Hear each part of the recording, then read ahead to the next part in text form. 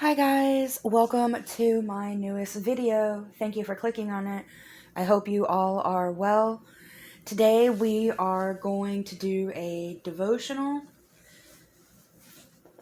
So sit back, relax, listen, or you can follow along in your Bibles. This one is called Worth the Wait. Anger, fatigue, frustration, insults, setbacks. Some people will endure all this and more for the promise of an eventual reward. Without some future payoff, however, you would be hard-pressed to find one person who would be willing to endure a great deal of difficulty. Reward is one of Peter's concerns in this reading.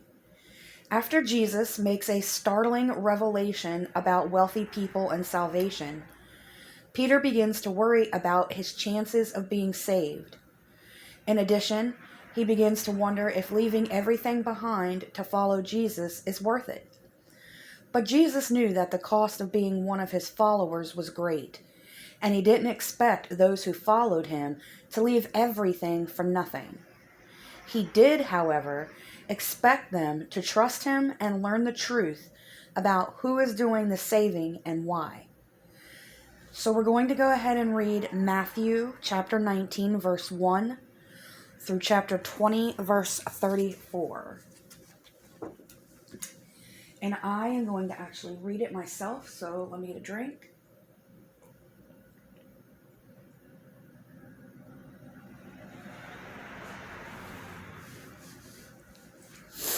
Okay, chapter 19.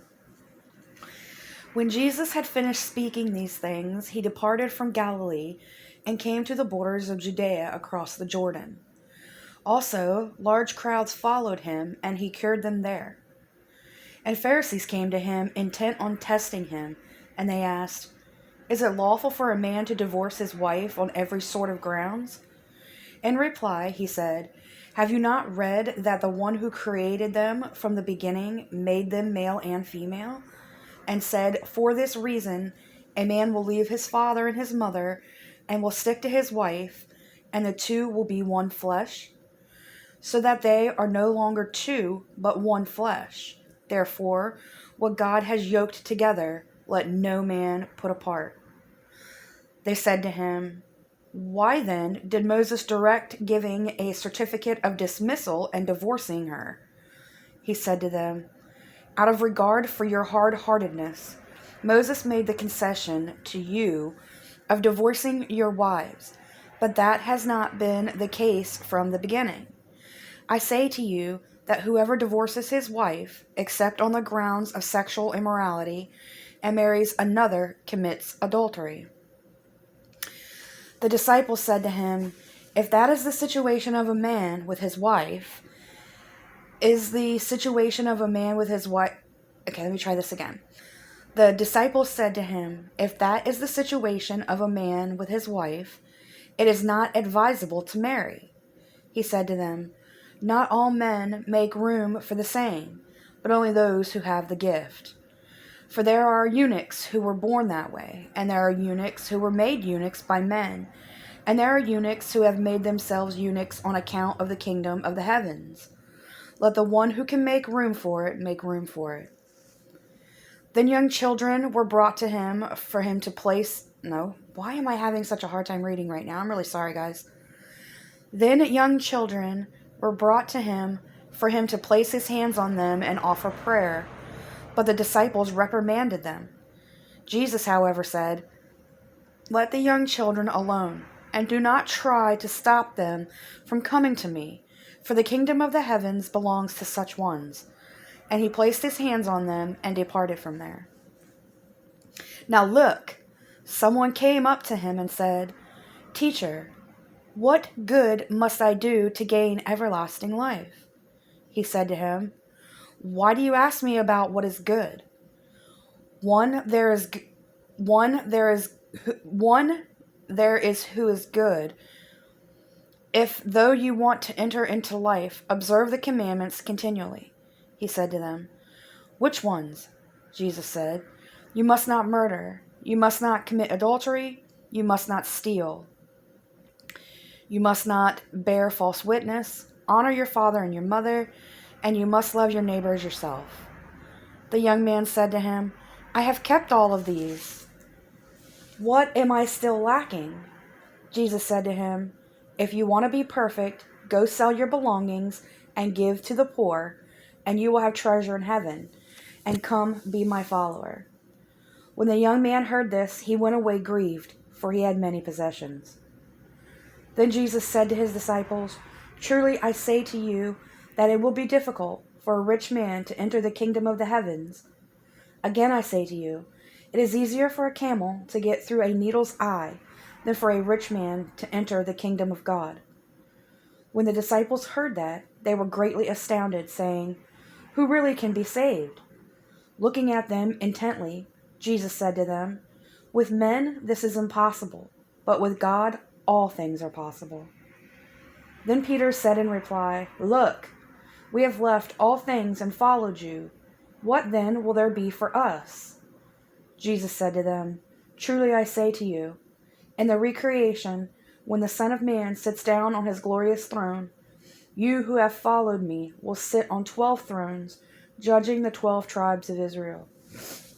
And everyone who has left his houses, or brothers, or sisters, or father or mother, or children or lands, for the sake of my name, will receive 100 times as much, and will inherit everlasting life.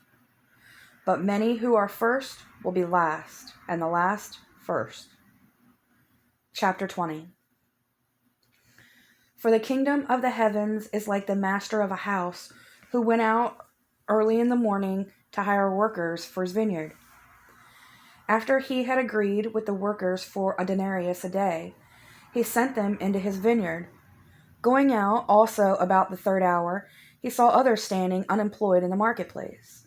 And to those he said, "You too, go into the vineyard, and I will give you whatever is fair." So off they went. And he went out about the 6th hour and the 9th hour, and did likewise. Finally, about the 11th hour, he went out and found others standing around, and he said to them, "Why have you been standing here all day unemployed?" They replied, "Because nobody has hired us." He said to them, "You too, go into the vineyard." When evening came, the master of the vineyard said to his man in charge, "Call the workers and pay them their wages, starting with the last and ending with the first." When the 11th hour men came, they each received a denarius. So when the first came, they assumed they would receive more, but they too were paid the rate of a denarius. On receiving it, they began to complain against the master of the house, and said, "These last men put in 1 hour's work. Still you made them equal to us, who bore the burden of the day and the burning heat." But he said in reply to one of them, "Fellow, I do you no wrong. You agreed with me for a denarii, you agreed with me for a denarius, did you not? Take what is yours and go. I want to give to this last one the same as to you. Do I not have the right to do what I want with my own things? Or is your eye envious because I am good?" In this way, the last ones will be first, and the first ones last. While going up to Jerusalem, Jesus took the 12 disciples aside privately and said to them on the road, "Look, we are going up to Jerusalem, and the Son of Man will be handed over to the chief priests and the scribes. They will condemn him to death, and hand him over to men of the nations to be mocked and scourged and executed on a stake, and on the 3rd day he will be raised up." Then the mother of the sons of Zebedee approached him with her sons, doing obeisance, and asked for something from him. He said to her, "What do you want?" She replied to him, "Give the word that these 2 sons of mine may sit down, one at your right hand and one at your left, in your kingdom." Jesus answered, "You do not know what you are asking for. Can you drink the cup that I am about to drink?" They said to him, "We can." He said to them, "You will indeed drink my cup, but to sit down at my right hand and at my left is not mine to give, but it belongs to those for whom it has been prepared by my Father." When the 10 others heard about it, they became indignant at the 2 brothers. But Jesus said to them, But Jesus called them to him and said, "You know that the rulers of the nations lord it over them, and the great men wield authority over them. This must not be the way among you, but whoever wants to become great among you must be your minister, and whoever wants to be first among you must be your slave. Just as the Son of Man came not to be ministered to, but to minister, and to give his life as a ransom in exchange for many." As they were going out of Jericho, a large crowd followed them. And look, two blind men, sitting beside the road, heard that Jesus was passing by and cried out, "Lord, have mercy on us, Son of David." But the crowd rebuked them, telling them to keep silent. Yet they cried all the louder, saying, "Lord, have mercy on us, Son of David." So Jesus stopped, called them, and said, "What do you want me to do for you?" They said to him, "Lord, let our eyes be opened." Moved with pity, Jesus touched their eyes, and immediately they recovered their sight, and they followed him.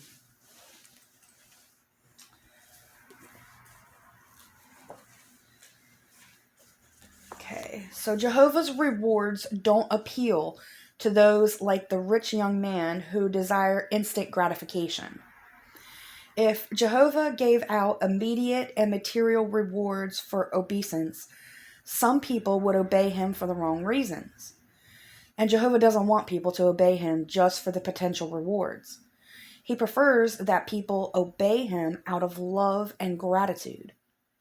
That's why the rewards he offers for obedience and service to him appeal to those who long for something more than material prosperity, who long for such things as truth, justice, mercy, and peace.